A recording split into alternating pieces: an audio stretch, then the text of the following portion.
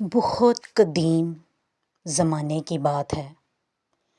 مصر کے ایک شہر ایلوڈوریا نامی جادوئی سلطنت ہوا کرتی تھی، جہاں پر پہلے تو ایک بادشاہ حکومت کیا کرتا تھا۔ اس کے مر جانے کے بعد یہ حکومت اس کی بیٹی کو مل گئی، جس کا نام سرافینہ تھا۔ وہ رحم دل بھی تھی، اچھی حکومت کیا کرتی تھی۔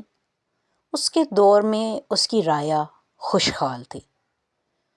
وہ محل کافی خوبصورت اور کافی قدیم تھا، لیکن اس کے کافی پرانے ہو جانے کے بعد بھی وہ اپنی خوبصورتی میں ایک الگ ہی شان و شوکت رکھتا تھا۔ دھوپ نکلتی تو عجیب طرح جادوئی طور پر وہ چمکتا دمکتا تھا۔ اس محل کے اندر باغات بھی تھے، جہاں ملکہ سرافینہ سیر کیا کرتی تھی، اور وہ اپنی سلطنت سے باہر بھی رعایا کا حال احوال پوچھنے جایا کرتی تھی۔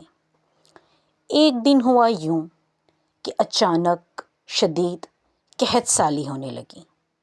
بھوک، سوکھا، جاڑا، ان سب نے مل کر سرافینہ کی سلطنت کو اپنی لپیٹ میں لے لیا۔ ندیاں سوکھنے لگیں، کھیت بنجر ہو گئے، لوگ مایوسی اور اندھیروں کا شکار ہو گئے۔ سلطنت میں سرگوشیاں ہونے لگیں کہ یہ قحط کسی قدیم لعنت کا حصہ ہے۔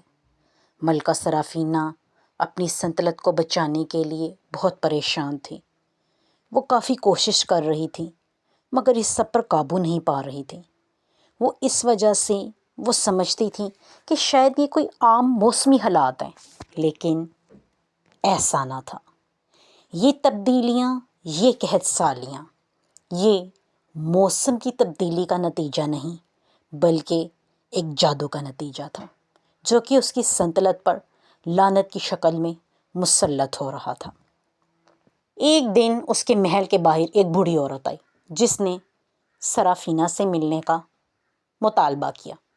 اس بوڑھی عورت کو سرافینہ سے ملنے بھیج دیا گیا۔ اس بوڑھی عورت نے، جو کہ بہت دانش مند تھی، کافی عمر رسیدہ تھی، اس نے سرافینہ کو بتایا کہ جو کچھ تمہاری سلطنت کا حال ہو رہا ہے، یہ اس سے بھی برا ہو سکتا ہے اگر تم نے اس جادو کو توڑنے کی کوشش نہ کی۔ سرافینہ بہت پریشان ہوئی اور حیرانگی سے اس بوڑھی عورت کا منہ تاکنے لگی۔ بوڑھی عورت نے ملکہ سرافینہ کو بتایا کہ تمہیں اس لعنت کو، اس جادو کو توڑنے کے لیے جادوئی دروازوں سے گزرنا ہوگا۔ دروازے اپنی اپنی اہمیت کے حامل ہیں۔ ہر دروازہ تمہیں تمہارے اندر چھپی ہوئی ایک خوف، تکلیف یا آزمائش سے گزارے گا۔ تم اگر ان پر قابو پا لو تو تم اور تمہاری سلطنت اس لعنت سے آزاد ہو جائے گی، اور اگر تم ان میں سے کسی ایک میں بھی ناکام ہو گئی تو یہ جادو ہمیشہ ہمیشہ کے لیے تمہیں اور سلطنت کو برباد کر دے گا۔ سرافینہ نے بوڑھی عورت سے کہا، میری مدد کرو۔ کہنے لگی، ہر رنگ ایک خوبی کو ظاہر کرتا ہے۔ سرخ رنگ بہادری کو، نیلا رنگ دانش مندی کو، اور سبز ہمدردی اور آزادی کو، سنہری رنگ عاجزی اور سکون کو۔ تمہیں ہر خوبی کو اپنانا ہوگا تاکہ یہ محل اپنی پوری جادوئی طاقت کو ختم کرنے میں کامیاب ہو سکے۔ سب سے پہلے بوڑھی عورت سرافینہ کو ایک سرخ دروازے کی طرف لے جاتی ہے۔ یہ بہادری کا راستہ تھا۔ اس دروازے کو کھولتے ہی سرافینہ کو اپنے خوف کا سامنا کرنا پڑا۔ سرافینہ کے دل میں اپنے لوگوں کی خدمت کرنے کا جذبہ تو تھا، لیکن ناکام ہو جانے کا خوف زیادہ تھا۔ اس نے گہری سانس لی اور دروازہ کھول دیا۔ اندر جاتے ہی اسے ایک خوفناک منظر نظر آیا۔ اس کا ملک تباہ حال تھا اور لوگ مصیبت میں تھے، لیکن سرافینہ نے ہمت نہ ہاری اور کہا میں اپنے لوگوں کو ہمیشہ محفوظ رکھوں گی، اور یہ کہتے ہی سرخ دروازہ غائب ہو گیا اور سرافینہ کے دل میں سے خوف ختم ہوا اور سکون اور بہادری کی طاقت آئی۔ پھر بوڑھی عورت نے سرافینہ کو نیلے دروازے کے پاس جانے کا راستہ دکھایا۔ یہ دانش مندی کا راستہ تھا۔ اسے کھولنے کے لیے اسے صبر اور علم کی تلاش ہو گئی۔ سرافینہ نے دروازہ کھولا اور خود کو ایک ایسی جگہ پایا جہاں سینکڑوں کتابیں تھیں۔ اس کے ہاتھ لگی ایک ایسی کتاب جس کے اندر سرافینہ کے ملک کی قدیم روایات لکھی ہوئی تھیں۔ یہ کتاب بہت سارے طمار، صفوں اور کتابوں کے درمیان چھپی ہوئی تھی۔ سرافینہ نے اسے صبر کے ساتھ تلاش کیا اور خوب تلاش کیا۔ اس کے بعد اسے پڑھنا شروع کیا۔ آخر کار اس نے اس میں سے اس جادوئی منتر کو پا لیا۔ اس نے محسوس کیا کہ دانشمندی اور صبر، اور ہاں مستقل مزاجی، یعنی صبر سے اپنے معاملے پر قدم پر جمے رہنا، پھر ہی آپ کوئی منزل حاصل کرتے ہیں۔ کیونکہ وہ کتابیں اس قدر زیادہ تھیں کہ کوئی اور بھی اسے دیکھتا تو ان کے اندر سے تلاش کو ترک کر دیتا، چھوڑ دیتا اور وہاں سے چلا جاتا۔ آخر لاکھوں کتابوں میں سے وہ ایک کتاب کیسے مل سکتی تھی؟ مگر سرافینہ کا جذبہ سچا تھا۔ اس نے ثابت قدمی دکھائی اور آخر تک وہ کھوتی چلی گئی۔ اب اس دروازے نے اسے صبر اور مستقل مزاجی کا درس دیا۔